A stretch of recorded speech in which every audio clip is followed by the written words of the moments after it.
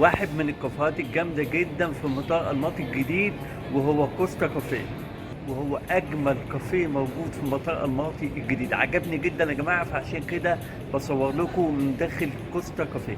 فخليني أوريكم الدنيا عاملة ازاي. بصوا يا جماعة، دي كافيه بتاع كوستا في مطار الماطي. بصوا عاملين الديكورات بتاعته عاملة ازاي. بصراحة اللهم صل على النبي، تحفة. عجبني جدا الديكورات بتاع كافيه كوستا. انا حبيت لاني بصراحة اللي عاملينه بطريقة حلوة قوي، فعجبني الشكل.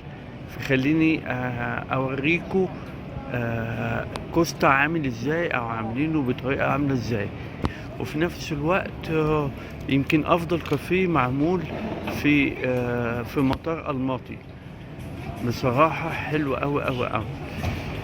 يعني ده يا جماعة في المطار الجديد، ده في المطار الجديد في مدينة الماطي، أو مطار الماطي الجديد. بصوا طبعا ده اللي عجبني فيه، إن هو أحلى كافيه معمول فيه كل حاجة بالديكورات وبكل حاجة. بصوا كده، أنا بحاول إن أوريكم عامل إزاي. بصراحة عاملينه حلو أوي أوي أوي. ده هنا كده في مطار الماطي الجديد.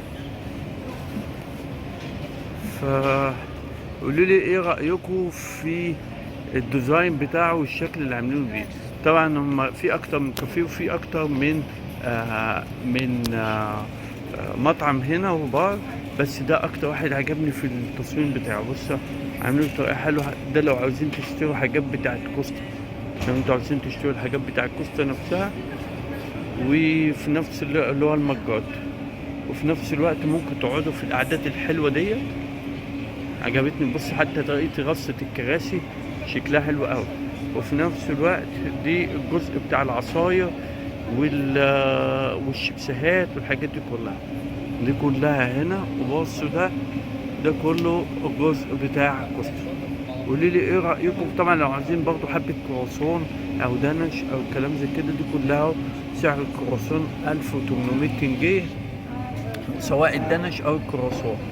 والجزء بتاع اللي هنا دي المخبوزات، في 1600 وفي 1700.